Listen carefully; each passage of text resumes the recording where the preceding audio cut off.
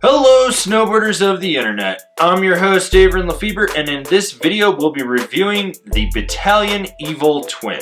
This board is available in 149, 151, 154, 156 wide, 157, 159, and 159 wide.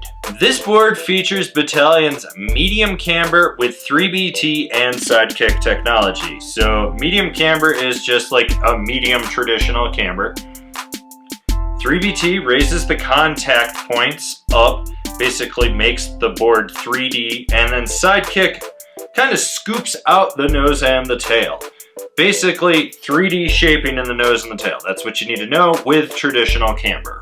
I rode this board at Arapahoe Basin on a sunny bluebird spring day with warmer temps. The snow was like soft and creamy to slushy and chundry depending where I was, and there was a little bit of wind. I also rode this board with my K2 Thraxis boots and my K2 Indy bindings. Alright, it's a twin park board with a very predictable flex pattern to it. So you have softer tip and tail, then it gets a little stiffer from outside the inserts to the inside of the inserts, and then it's softer again between the feet with a moderate to a lot of torsional flex. This is a board that, while it is stable to a point, you will feel things. That means it is lively. At speeds, expect some chatter, and that will resonate back underfoot. In rutted out terrain, if you don't know what the fuck you're doing, you will get bucked around. If you do know what you're doing, you'll be bending your knees and you will survive. As this board does have camber, you do have to load it up to get it to engage to pop, and when you do, it will snap and rebound. I will warn you that if you try to pop off your edges, you might lose a little bit of pop due to the 3BT and sidekick in there, but if you are flat-based when you load up, it will be fine. It is not the snappiest deck I've been on, but it gets the job done.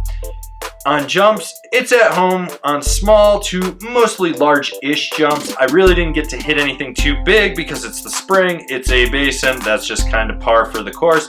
But what I did hit, it got the job done, it was stable enough, it felt at home going off the lip, so there you go. Alright, so you want to butter on this thing? Let's talk about that scooped shape from the 3BT and sidekick. Basically, you have a bowl in the nose and the tail, so if you want to butter, you really don't have to worry about the edges catching. I will say that you do want to be on the flat section of the 3BT to engage it. It's just going to be a lot easier. You're probably not going to die. I don't know, you might die. Doesn't matter. There is a sweet spot. You can really leverage your weight outside of it using that to engage the camber profile, so as you're pressing into it, you'll still get pop and spring out of it. When it comes to jibbing, you want to hit that flat section of the 3BT. That is key. That is going to allow you to lock into presses. You're going to notice that right away. If you're more askew and kind of on the 3BT and that's actually engaging, you might still be able to press, you might not, kind of depends.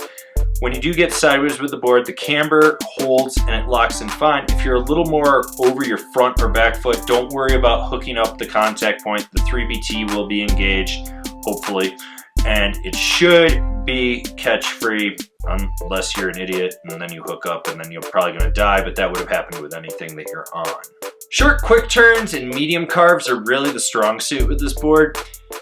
And a lot of that has to do with the 3BT. It's not as defined as other ones, so you're not going to lose as much power off the edge when you're transitioning, but it's still there because the contact point is elevated.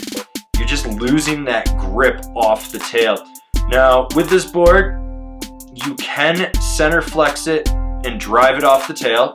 I did in soft snow. Firmer snow, probably going to have some issues with it, but don't worry about it. If you know what you're doing, you can compensate.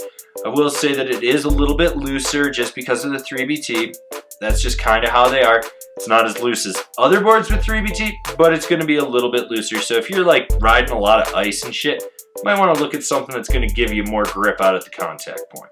Who's this board for? The well-balanced park rider. I've said this before and I'll say it again. This iteration of the Evil Twin is the best one to date. It's one of those boards that you can get on. It's pretty predictable in how it's going to ride, especially if you're used to camber. 3BT might take a little bit more for you to get accustomed to, but it has its place. I mean, I don't think it's the end-all be-all, but it does have its place, and Believe me, this one is better than other boards of theirs with 3BT that I've been on.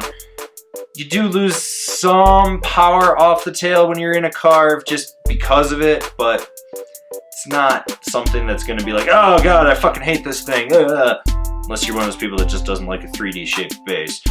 But overall, I still think that this version of the Evil Twin is the best one out there. Comparable boards: the K2 Bottle Rocket, the Capita Simulator, the Roam Buckshot.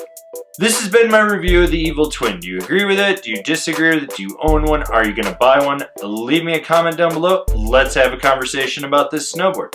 If you're new here, remember to subscribe, click the bell, get those notifications. That way you're not missing any of the content we've got coming out for all you snowboarders of the internet. And if you'd really like to support us and you really want to see us grow out our content offering, swing on over to Angry Snowboarder VIP. I could tell you more here, but I got a whole video over there that explains it so much better. As always, I've been your host, Averin Lefebvre, and I'll see you in another video.